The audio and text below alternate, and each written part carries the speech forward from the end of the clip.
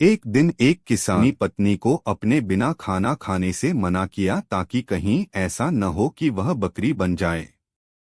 इसके जवाब में उसकी पत्नी ने भी उससे यही कहा कि वह भी उसके बिना खाना नहीं खाएगा ताकि वह कहीं चीता न बन जाए। दोनों राजी हो गए। इस तरह काफी दिन निकल गए और दोनों में से किसी ने अपना वायदा नहीं तोड़ा। दोनों एक दूसरे के साथ ही खाना खाते थे, पर एक दिन उस ब्राह्मण की पत्नी ने अपने बच्चों को खाना देते समय उस खाने में से चखने के लिए एक कौर खुद खाकर देख लिया।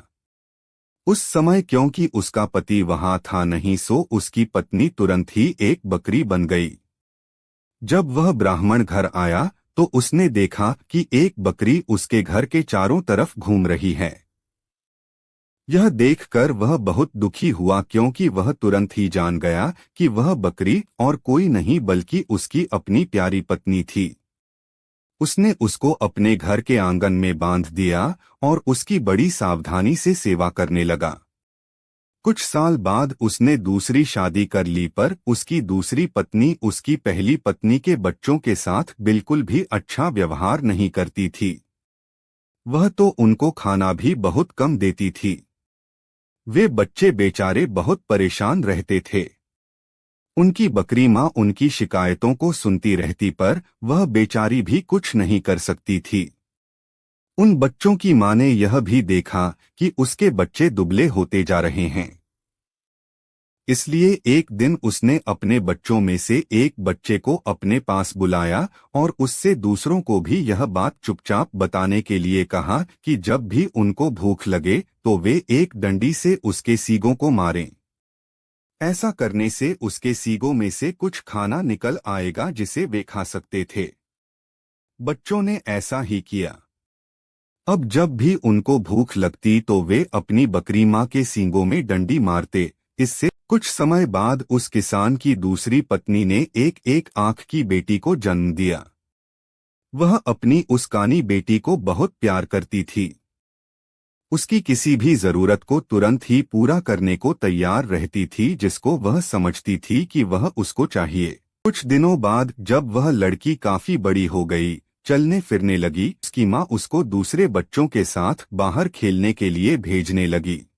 को यह भी कहा कि वह अपने बड़े भाई बहनों पर निगाह रखे कि वे कब और कैसे खाते पीते हैं। वह लड़की उनके साथ सारे दिन रही और उसने वह सब कुछ देखा जो उनके साथ हुआ।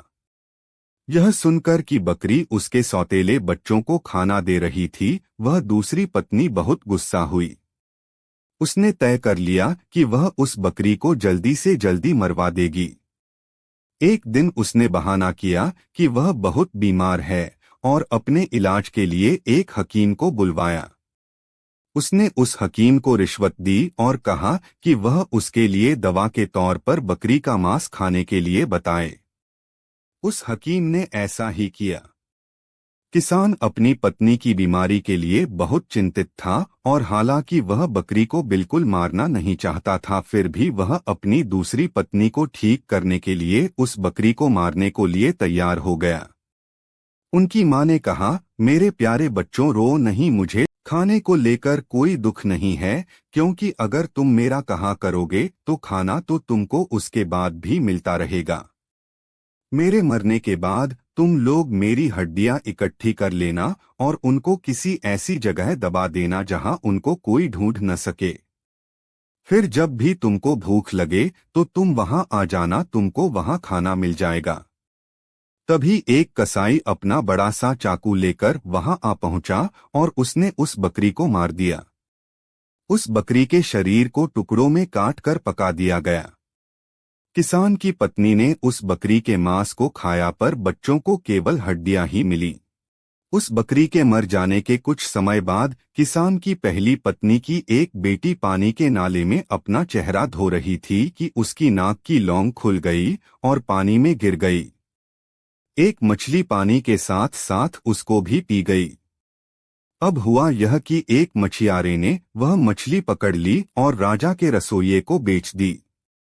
रसोइये ने जब उस मछली को पकाने के लिए काटा तो उसको यह देखकर बड़ा आश्चर्य हुआ कि उसके अंदर तो नाक की एक लौंग थी। वह उसको लेकर राजा के पास गया तो राजा को भी उसमें रुचि हो गई।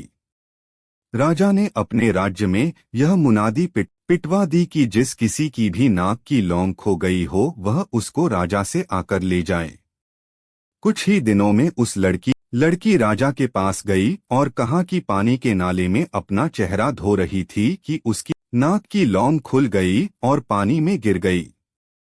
एक मछली पानी के साथ साथ उसको भी गई। राजा लड़की की सुंदरता पर मोहित हो गए और उस लड़की से विवाह कर लिया और परिवार की खूब मदद की।